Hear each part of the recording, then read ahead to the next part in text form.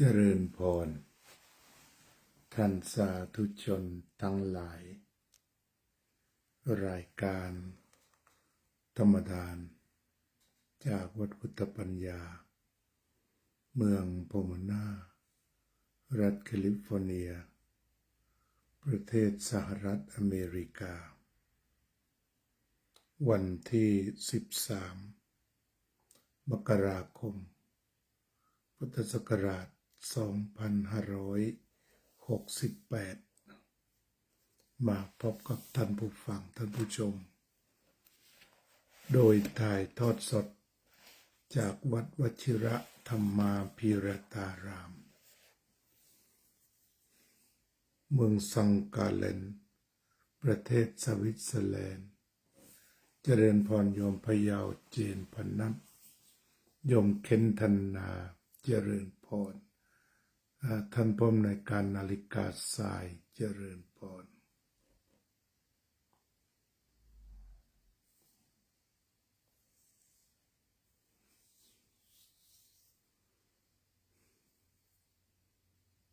ก็เมื่อวานนี้ก็มีข้อความส่งจากท่านนาฬิกาทรายว่าได้นำปัจจัยของคุณสมศรีลิตเติ้ลจอห์นไปเลี้ยงอาหารเด็กเรียบร้อยแล้วในวันเด็กแต่ส่งโมทนาบัตรมาให้แล้วยังไม่ได้ขึ้นเดี๋ยวแสดงธรรมเสร็จอาจจะนำมาขึ้นพร้อมด้วยกิจกรรมการเลี้ยงอาหารให้โยมพะเยาได้รับทราบโยมโจเจริญพร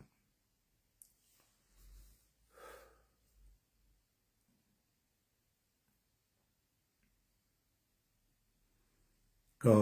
ได้ดูภาพแล้วเด็กๆมีความสุขเพราะน่าจะมีผู้สนับสนุนอีกหลายท่านสำหรับอาหารในงานวันเด็กคงจะอิ่มหนำสำราญกันเหมือนเด็กอื่นๆก็ชื่นชมอนุโมทนาความขวนขวายของคุณครูในการประสานงานต่างๆหวังว่าทุกอย่างคงจะเป็นไปได้อย่างดีราบรื่น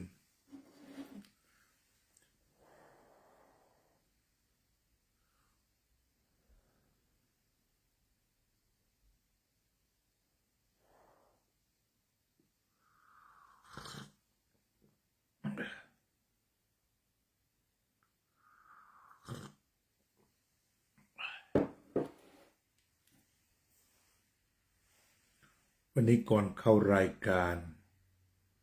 ก็ได้ฟังการเสวนาธรรมของสมัชชาสงฆ์ไทยในสหรัฐอเมริกากราบนมัสการพระอาจารย์และผู้ใหญ่ใจดีทุกท่านกราบนมัสการขอให้พระอาจารย์มีสุขภาพแข็งแรงรักษาสุขภาพ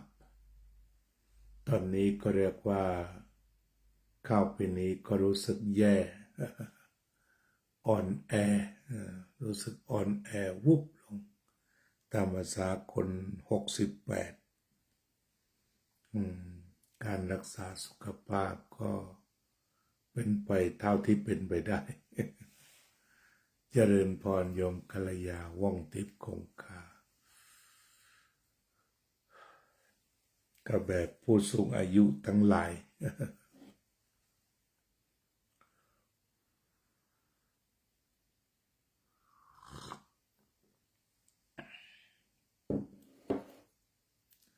ได้ฟังเรื่องการเสวนาของการคบบัณฑิตกับการคบคนพาลถือว่าเป็นเรื่องมงคลชีวิตเป็นธรรมะมงคลนั้นเราเคยได้ยินสองทางถือเป็นมงคลชีวิตในส่วนของวัตถุมงคลแล้วก็ส่วนหนึ่งก็คือธรรมะมงคล ธรรมะมงคลก็กล่าวคือชีวิตที่จะมีความสัมพันธ์อันดีกับสังคมและสิ่งแวดล้อมโยมทิติมามาเตอร์เจริญพรการดำเนินชีวิตในส่วนตัวการดำเนินชีวิตในส่วนครอบครัวการดำเนินชีวิตในเรื่องของความสัมพันธ์รวมมาเป็นมงคลชีวิตในมงคลสูตร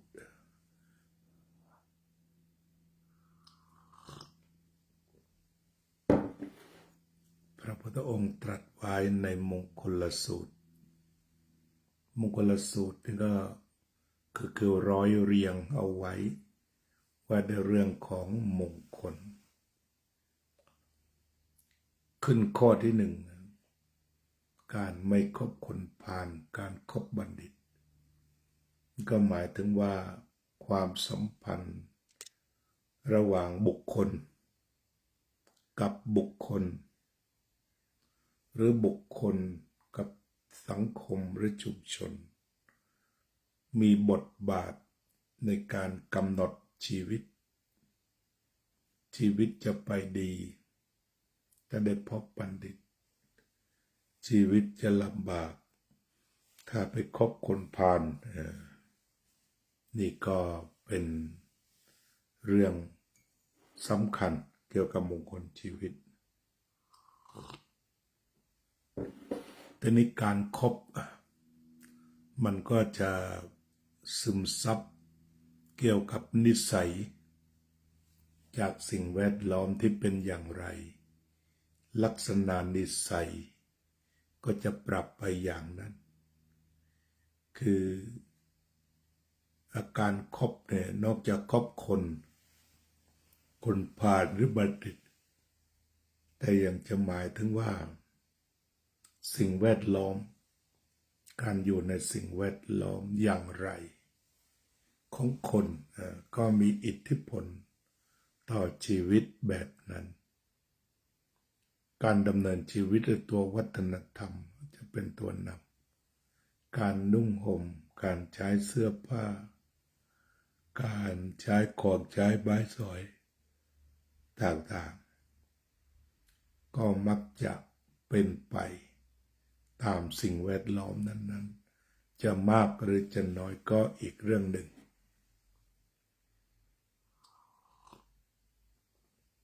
โยมรมรวินจารุกุลศิลป์โยมจิรารัตน์เกียรติสันติกุลเจริญพรอย่างต้นแบบเป็นในเรื่องการคบคนพาลและบัณฑิต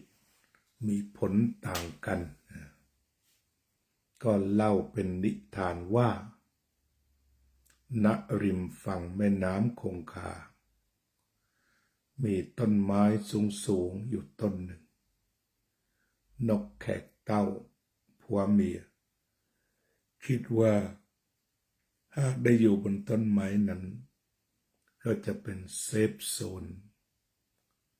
อยู่ได้สบายไม่มีอันตรายใด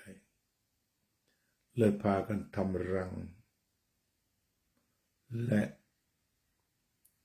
ถึงกับใช้ชีวิตออกไข่เพราะว่ามันปลอดภัยนก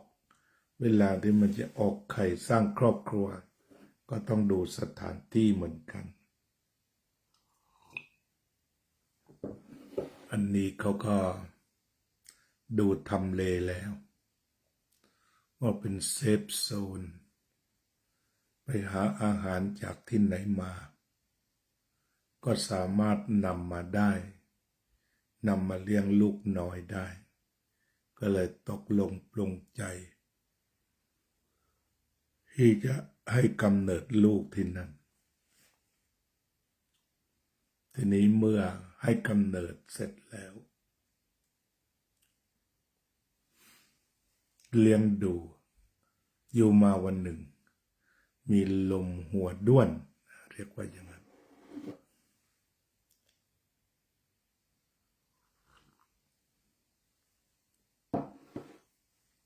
ลมหัวด้วน พายุหมุนอย่างแรงคล้ายกับทอร์เนโดปัจจุบันนี้ได้พัดพาเอารังนกแก่เต้าลอยและล่องไปในเวหน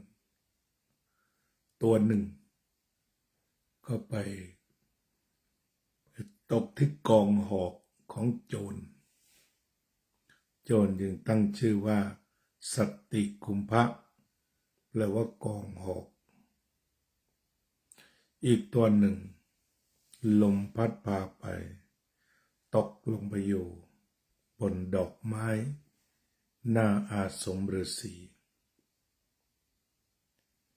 เลยให้ชื่อว่าดอกไม้เจริญพรโยมวิรัตพัชรดุล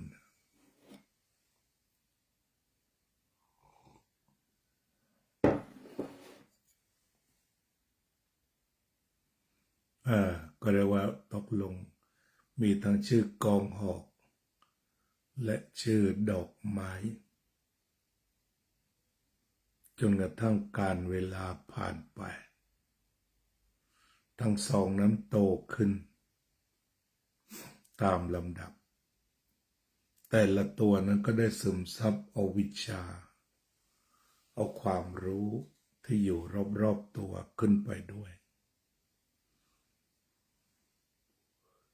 ชาติต่อมา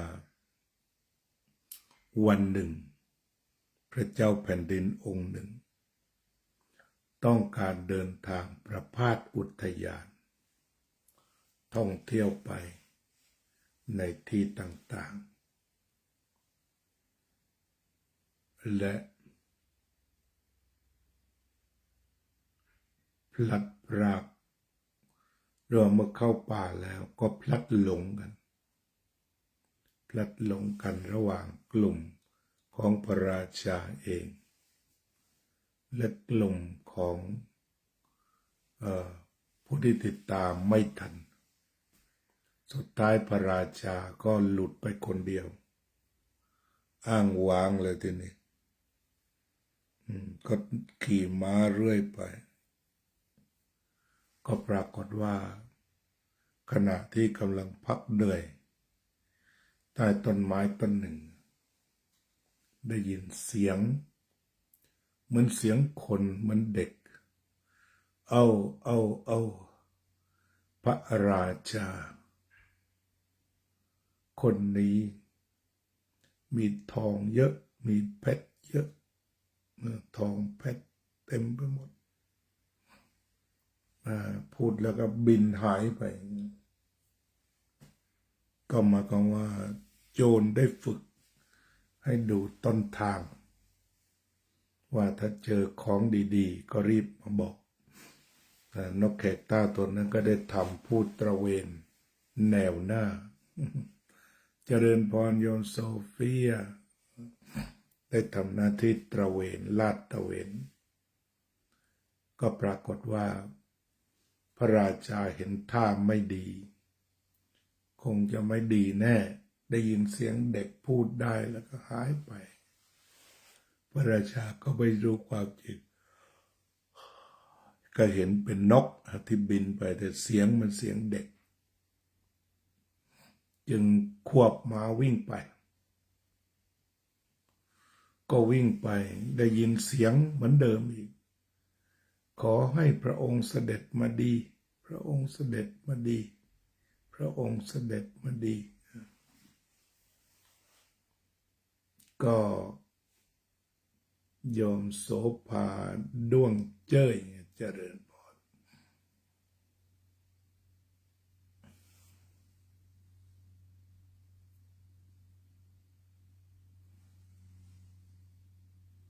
จากนั้นก็มีผู้ที่ติดตามคือพระฤาษีก็ออกมาแล้วก็เชิญพระราชา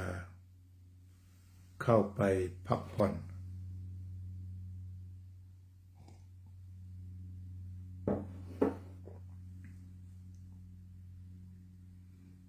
มาพักผ่อนแล้ว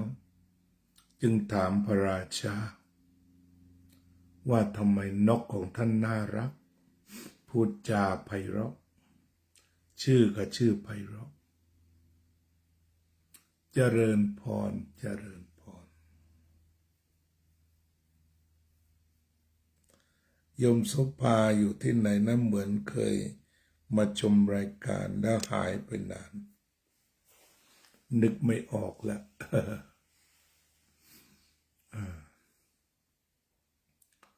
พระฤาษีก็เลยเล่าให้พระราชาฟังถึงเรื่องรังนกแขกเต้าที่แตกกันไปตัวหนึ่งไปตกที่กองหอกเรียกว่าสติกุมภะตัวหนึ่งไปตกที่ดอกไม้เรียกว่าปุพกะ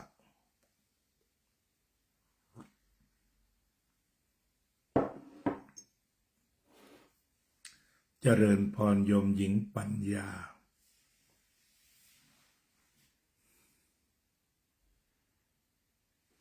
เมื่อเติบโตขึ้นนกแขกเต้าทั้งสองก็ถูกเลี้ยงอบรมสั่งสอนคนละอย่างส่วนหนึ่งโจรเป็นผู้อบรมก็มีจิตใจดุร้ายปรารถนาจะปล้นสะดมอยู่ควรขนุนเจริญพร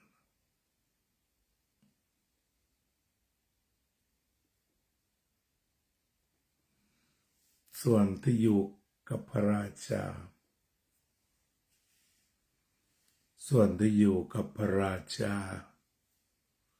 ก็สอนโดยธรรมอยู่กับโจรก็สอนเรื่องปล้นอยู่กับพระราชาก็สอนเรื่องธรรมเรื่องไพเราะพูดจาดีก็เลยได้มาพบกับนกแขกเต้าดังที่กล่าวมานี้จากนั้นพระราชาก็สรุปว่าการคบนั้นมีบทบาทมากถ้าได้คบคนดีแม้แต่นกมันก็ยังดีได้หรือว่าถ้าคบคนชั่วนกก็ชั่วได้มันอดโมดซิดมันถ่ายเทกันฉะนั้นถ้าเราได้คบคนบัณฑิตก็จะทำให้ชีวิตของเรานั้นรุ่งเรืองถูกต้องดีงามแต่ถ้าคบคนพาลก็จะทำให้ชีวิตนั้นตกต่ำมืดมนอันนี้ก็คงจะคุยแค่นี้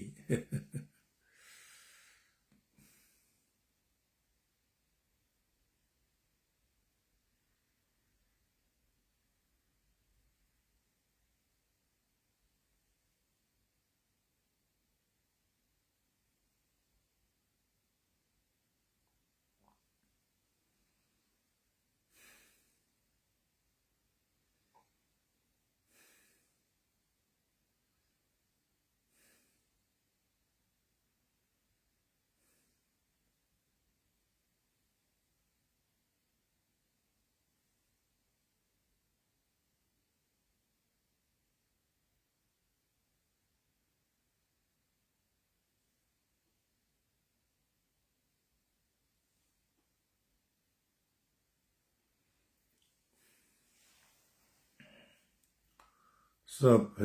สัตตาสัตว์ทั้งหลายที่เป็นเพื่อนทุกข์เกิดแก่เจ็บตายด้วยกันทั้งหมดทั้งสิ้นอเวราโหนตุจงเป็นสุขเถิดอย่าได้มีเวรแก่กันและกันเลย